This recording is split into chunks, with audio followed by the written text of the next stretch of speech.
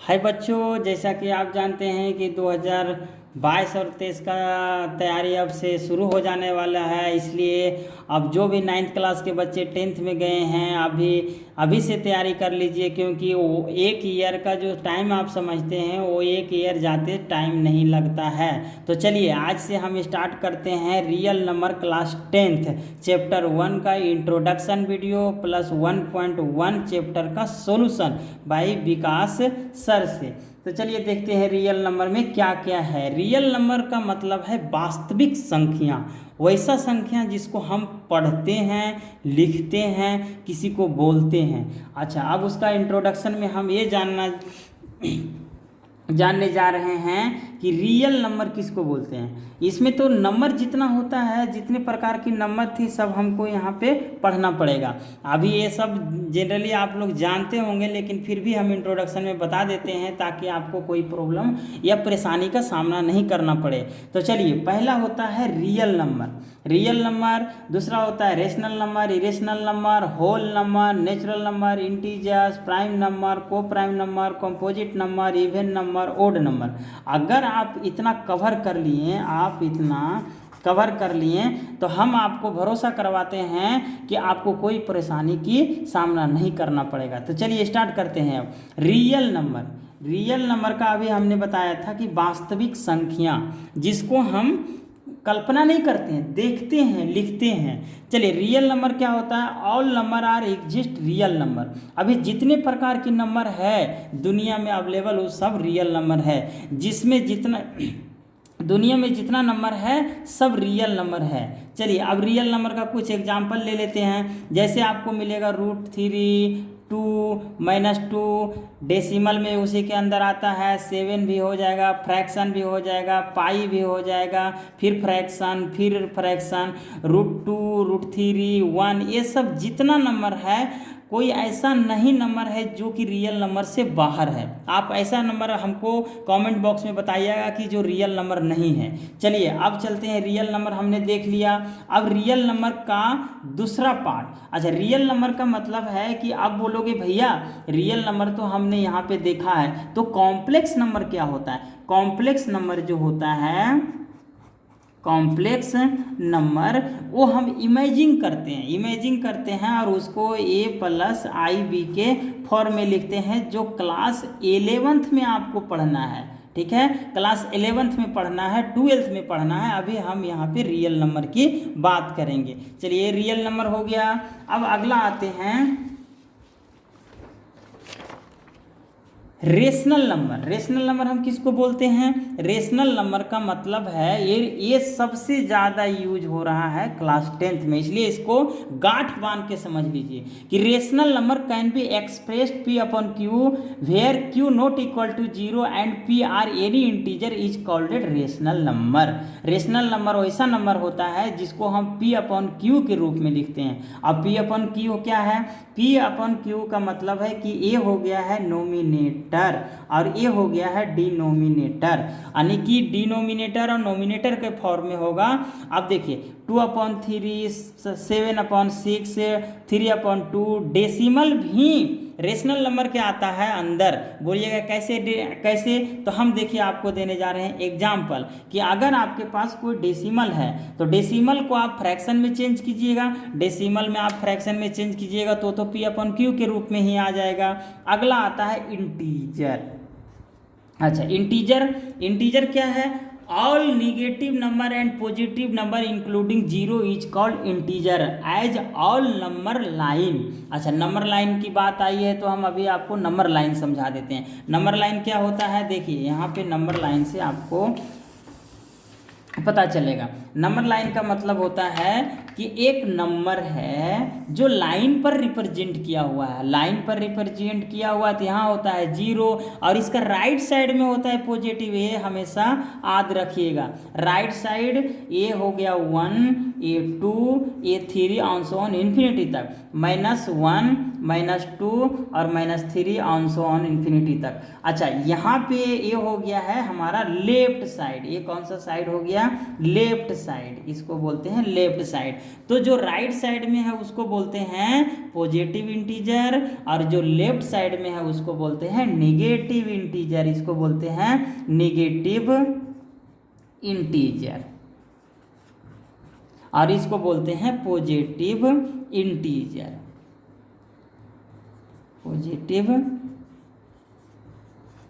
Integer. आपको ये definition में ये भी पूछ सकता है कि नेगेटिव इंटीजर किसको बोलते हैं, पॉजिटिव इंटीजर किसको बोलते हैं। तो ये समझ लीजिए कि जो नेगेटिव इंटीजर है और वो लेफ्ट साइड में रहेगा, जो पॉजिटिव इंटीजर है वो राइट साइड में रहेगा, और उसमें जीरो भी इंक्लूड रहेगा, ये भी ध्यान रखिएगा कि बीच में जीरो। अच्छा, अब आते हैं कि कौन कौन सा नंबर का एग्जाम्पल दे सकते हैं। तो जो ये नंबर लाइन पे जितने भी नंबर है सब का एग्जाम्पल है इंटीजर्स का। तो चलिए अब इंटीजर नंबर आशा करते हैं आप समझ गए होंगे। अगला देखते हैं, अगला है होल नंबर। अच्छा, अभी जो हम नंबर लाइन बनाए थे उसी से हमारा कॉन्सेप्ट क्लियर हो जाएगा कि ये नंबर लाइन है और यहाँ पे है 0, 1, 2 और ये 3 ऑन सो ऑन, और यहाँ पे -1, -2, -3। तो अभी यहाँ पे होल नंबर की बात हुआ है, तो होल नंबर को हम 0 से लेके यहाँ तक की नंबर को बोलते हैं होल नंबर। यानी कि इसका डेफिनेशन की बात करेंगे तो all counting number including 0 is called odd number. तो आपको एग्जांपल देना है तो यहाँ पे 0, 1, 2, 3, 4, 5, 6, 7, 8, 9, 10 ऑन सो ऑन तक दे सकते हैं। तो ये आपका हो गया होल नंबर। अच्छा, अब आते हैं नेचुरल नंबर, जिसको हम बोलते हैं प्राकृतिक संख्या, जिसको हम क्या बोलते हैं, प्राकृतिक संख्या। अच्छा, यहाँ पे इंटीजर की बात आया तो इंटीजर को आई से इंडिकेट करते हैं, होल नंबर को डब्लू से इंडिकेट करते हैं, और नेचुरल नंबर को हम एन से इंडिकेट करते हैं। अच्छा, अब आ जाते हैं हम यहाँ पे एग्जाम्पल की तौर पर समझेंगे। अभी हम बोले थे कि यहाँ से जो स्टार्टिंग होता है और बोला है डेफिनेशन में कि काउंटिंग नंबर, तो कोई आपको काउंटिंग करने के लिए बोलेगा तो 0 तो उसमें नहीं लेते हैं, लेते हैं 1, 2, 3, 4, 5 ऑन सो ऑन काउंट करते जाते हैं, तो इसी को हम बोलते हैं नेचुरल नंबर। अब जो मोस्ट इंपॉर्टेंट आने वाला है वो है प्राइम नंबर, और प्राइम नंबर पे ही आपका ये चैप्टर बेस्ड है।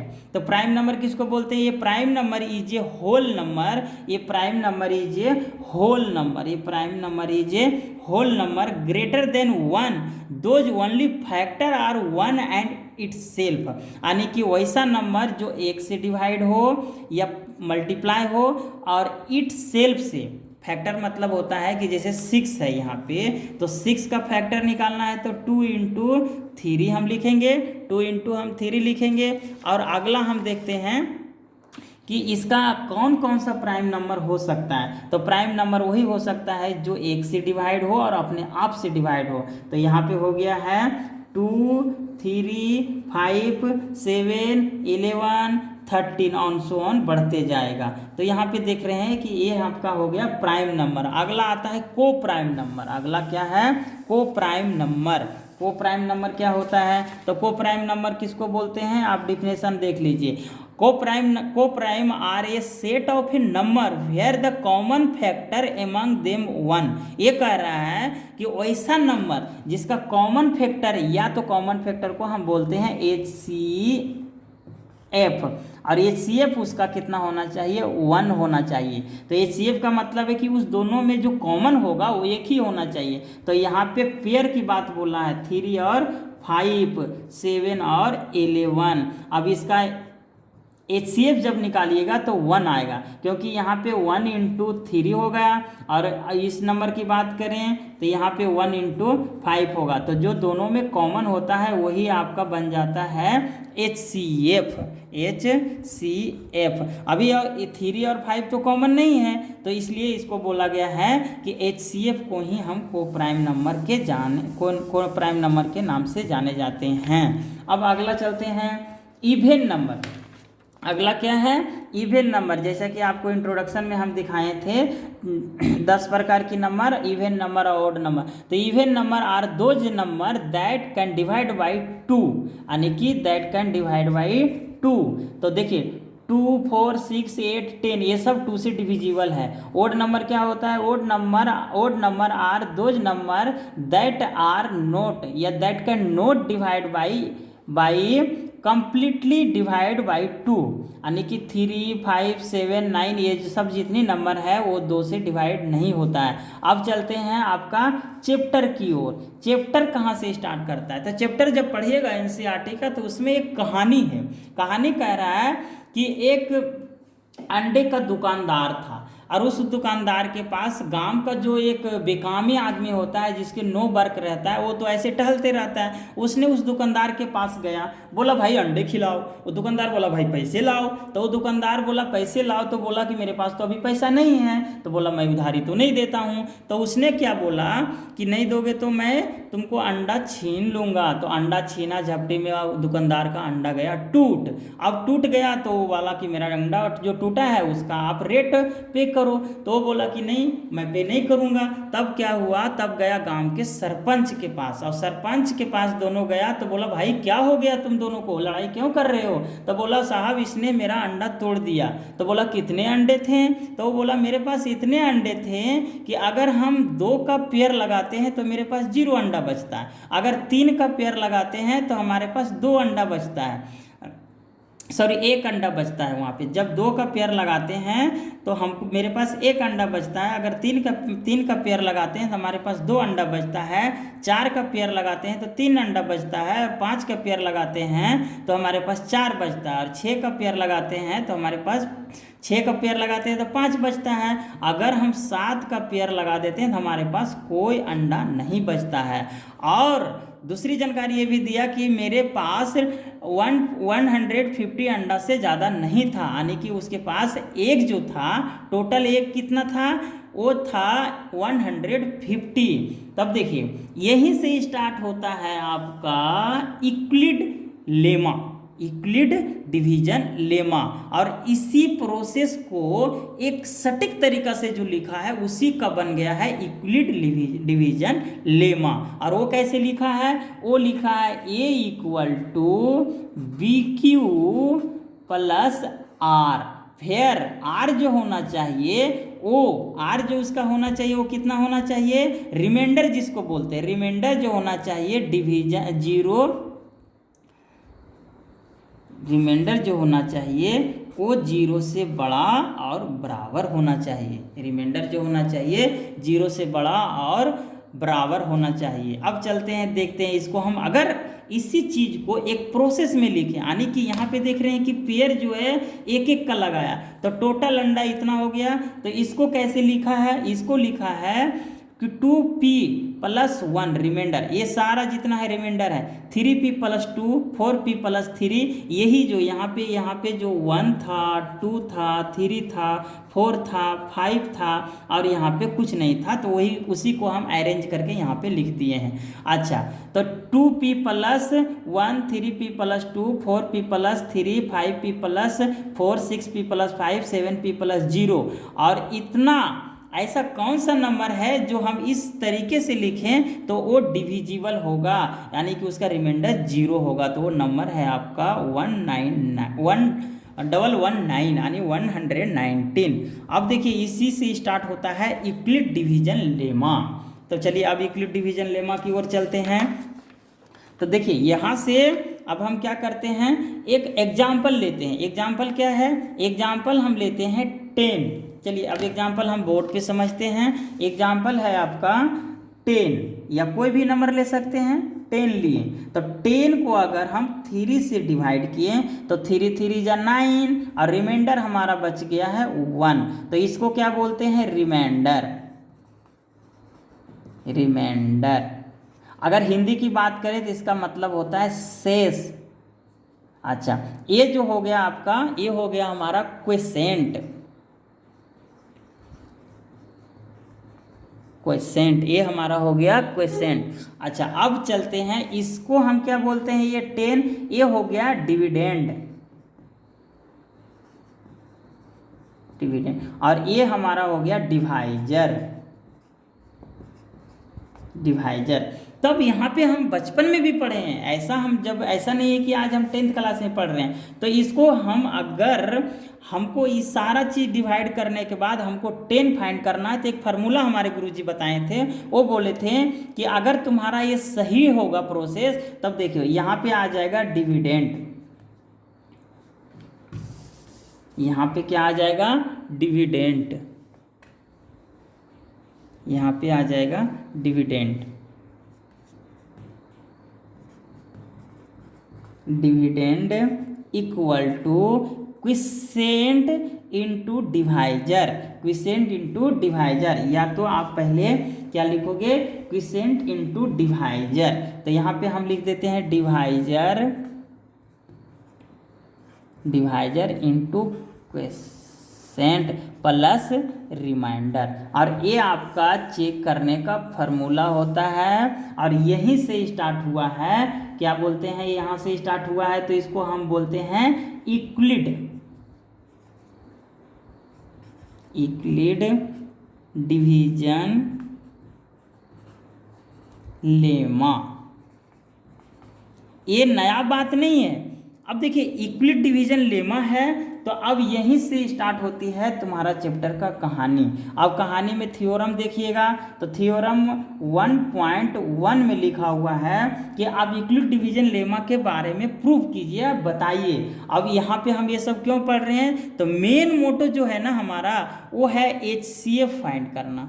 क्या है, HCF, यानी कि कोई सटीक तरीका ऐसा खोजिए कि HCF हम फाइंड कर सकें। हमें HCF फाइंड करने के लिए क्या करना पड़ता है, फैक्टराइज करना पड़ता है, पेयर लगाना पड़ता है, उसमें देखना पड़ता है कि सबसे छोटा कौन है। तो देखिए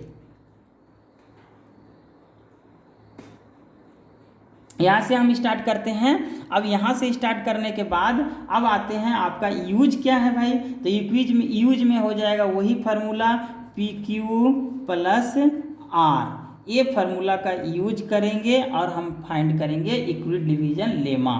अब देखिए यूक्लिड डिवीजन लेमा से हमें कुछ नहीं मिलता है, ये हमको एक रास्ता बता देता है कि आप इस तरीक़ा से जाओगे ना तो लास्ट में आपको HCF मिल जाएगा। यानी कि कहने का मतलब है कि हमारे पास अगर किसी को एड्रेस पूछते हैं तो क्या बताता है कि भाई साहब इस गली से जाओगे ना तो तुक्का राम का घर मिल जाएगा, बस यहाँ पे यही है। अब अगला आता है यूक्लिड, अगला क्या आ रहा है, Euclid, Euclid division algorithm, algorithm, ये आपको करना है। वो यूक्लिड डिवीजन लेमा तो आपको बता दिया कि उस तरीक़ा से लिखते जाइए, तो आपका लास्ट में जो होगा जब रिमाइंडर 0 आएगा तो आपको क्या मिलेगा, HCF मिलेगा। तो अब देखिए यहाँ पे अगर हम कहानी बताएं ऐसे करके एक रास्ता है, तो यहाँ पे स्टार्टिंग कौन किया, ये स्टार्टिंग किया है लेमा, और वहाँ पे स्टार्टिंग करके ऐसे बता दिया कि यहाँ पे जाओगे तो आपको HCF मिल जाएगा। और यहाँ से यहाँ तक आने का प्रोसेस को हम बोलते हैं क्या, यूक्लिड डिवीजन एल्गोरिथम, एल्गोरिथम ये हुआ है। अब हम चलते हैं कि इसका एग्जाम्पल के साथ समझते हैं। एग्जाम्पल क्या कर रहा है, सपोज दैट हमको बोल रहा है कि find HCF, find HCF of 8, 6, 7 and 2, 2, 5। तो हमको यहाँ पे देखिए अभी हम नया क्लास में जा रहे थे, यहाँ पे कन्फ्यूजन होता है कि यहाँ पे तो एक नंबर है 8, 6, 7 और दूसरा नंबर है 2, 2, 5, तो हम किसको किससे डिवाइड करें। यहाँ तो आपने बताया था भैया कि आपने यहाँ पे इस रूप में लिखिए कि यहाँ पे इस रूप में रहना चाहिए कि डिवीजन करो, उसमें क्वोशिएंट होगा, डिवाइजर होगा, रिमाइंडर होगा, और इस प्रोसेस से लिखिए। तब देखो जो बड़ा होगा उसी को डिवाइड करेंगे। तो बड़ा हमारे पास A है तो इसको क्या करेंगे, डिवाइड करेंगे। डिवाइड करेंगे तो कैसे लिखेंगे, तो चलिए लिखते हैं।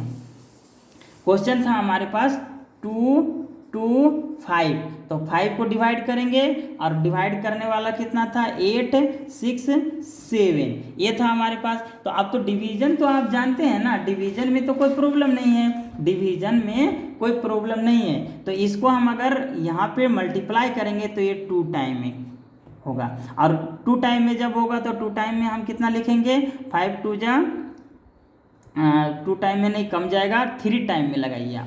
3 टाइम में लगाइएगा, क्योंकि 2 टाइम में तो उसका डबल होगा और 3 टाइम में, तो 5 3 जा 15, 5 और 3 2 जा 6 और 3 2 जा 6।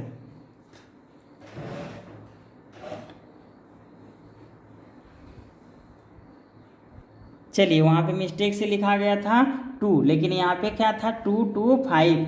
अब यहाँ से अगर हम 3 टाइम में लगाएंगे तो 5 3 जा 5, 15 के 5 लिखेंगे, रिमाइंडर 1 बचेगा, और 5 3 जा 15 और एक रिमाइंडर 16 हो गया, और 3 2 जा 6 हो गया, और एक रिमाइंडर 7 हो गया। अब इसको करते हैं सब्सट्रैक्ट, यहाँ पे आ गया 2 और यहाँ पे आ गया 0 और यहाँ पे आ गया 1। अब देखिए ये जो आपके पास डिवीजर था, ये क्या था, डिवाइजर था, यहाँ आके एक क्वोशेंट बन जाएगा, यहाँ आके क्या बनेगा, यहाँ आके ये बन जाएगा क्वोशेंट 2 5 5, और ऐसे प्रॉपर चलता रहेगा जब तक कि रिमाइंडर 0 नहीं आ जाए, जब तक कि रिमाइंडर 0 नहीं आ जाए। तो अभी कितना टाइम में लगाएंगे, 2 टाइम में लगाएंगे, तो 2 टाइम में लगाएंगे तो कितना हो जाएगा, 2 2 4 और 0 और 2, फिर यहाँ पे सब्सट्रैक्ट करेंगे तो 1 5 ये आ गया। चलिए अब 1 5 आएगा, फिर यहाँ पे ये क्या, ये डिवीजर आपका, ये जो डिवाइजर है ये बन जाएगा क्वोशेंट, यहाँ पे जैसे बना था फर्स्ट में, ये क्वोशेंट यहाँ पे बन जाएगा, तो ये उठ के यहाँ चला आएगा, ये यहाँ से उठ के यहाँ चलाएगा और यहाँ पे लिख देगा 1 2 0। अब देखिए 2 टाइम में जब लगाते हैं तो 1 0 कितना आ जाएगा, 2 से 1, 2 को 1 से मल्टीप्लाई करेंगे 2 और 5 2 जा 10, ये 0 ये 0 ये 0 कहीं कहीं कैंसिल आउट भी का साइन पड़ता है। ओके, तो हमारा जो ये लास्ट डिवाइजर आएगा, ये जो लास्ट डिवाइजर आएगा वही आपका हो जाएगा HCF। HCF ये क्या हो जाएगा, HCF, और इसी को हम बोलते हैं HCF, और ये हमारा बेस्ट तरीका है HCF फाइंड करने का। अब तुमको यहाँ पे इस तरह से क्वेश्चन नहीं पूछेगा एग्जाम में, वो बोलेगा कि आप एल्गोरिदम की तरीका से लिखिए। तो अब एल्गोरिदम की तरीका से क्या लिख सकते हैं 225 को, तो चलिए हम देखते हैं वो एल्गोरिदम की तरीका से कैसे लिखते हैं। तो ये लिखने का प्रोसेस हम बता देते हैं आपको कि पहला जो होगा, यहाँ पे पहला होगा, इसको हटा देते हैं, अब इसका जरूरत नहीं है। पहला जो प्रोसेस होगा ये क्या होगा, पहला हमने कितना बार में लगाया था, पहले था 8 6 7, 8 6 7 था, तो 8 6 7 इक्वल टू हो जाएगा, अभी हमारे पास क्वोशेंट, यानी कि यहाँ पे हमारे पास हो जाएगा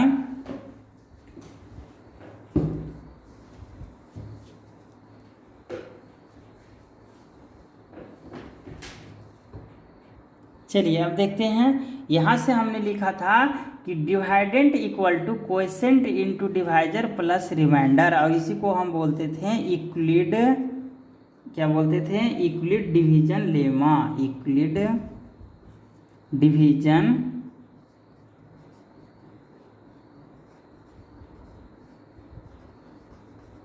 लेमा। लेकिन हमको यहाँ पे तो लेमा रास्ता बताया था ओनली, तो यहाँ पे आ जाएगा एल्गोरिदम, एल्गोरिदम एल्गोरिदम। और ये प्रोसेस कैसे लिखते हैं वो हम आपको बताते हैं। पहले देखिए, पहले हमारे पास क्वेश्चन कितना था, क्वेश्चन की बात करें तो हमारे पास कितना था, ये था 2 5 5 डिवाइड बाई 8 6 7, ये था ना।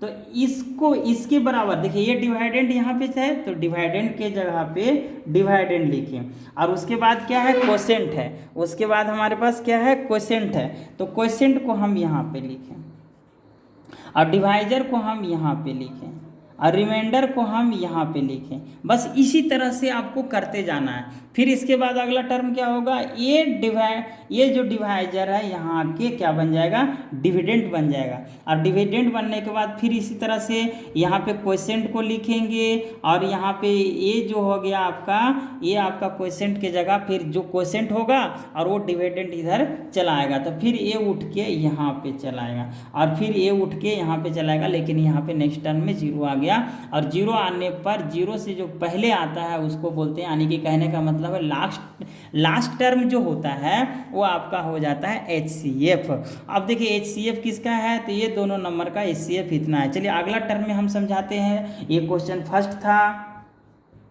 क्वेश्चन किसका था, ये फर्स्ट था, फर्स्ट क्वेश्चन था 1.1 का। अब सेकंड क्वेश्चन में चलते हैं, एक दो क्वेश्चन कराएंगे तो आपको भी अच्छी से समझ में आ जाएगा। अगला क्वेश्चन है सेकेंड पार्ट का। सेकेंड पार्ट क्या कह रहा है कि 196 एंड 38220, इसका आप HCF फाइंड कीजिए। क्या फाइंड कीजिए, HCF फाइंड कीजिए। तभी हम आपको बताए थे कि ये अगर इसको एंड को अब हटा दीजिए, कौन बड़ा है, ये बड़ा है, इसका मतलब है कि ये यहाँ पे उठ के आएगा 3, ये कहाँ आएगा 3, ये आ जाएगा आपका 3। अब देखिए यहाँ पे 3 आ गया,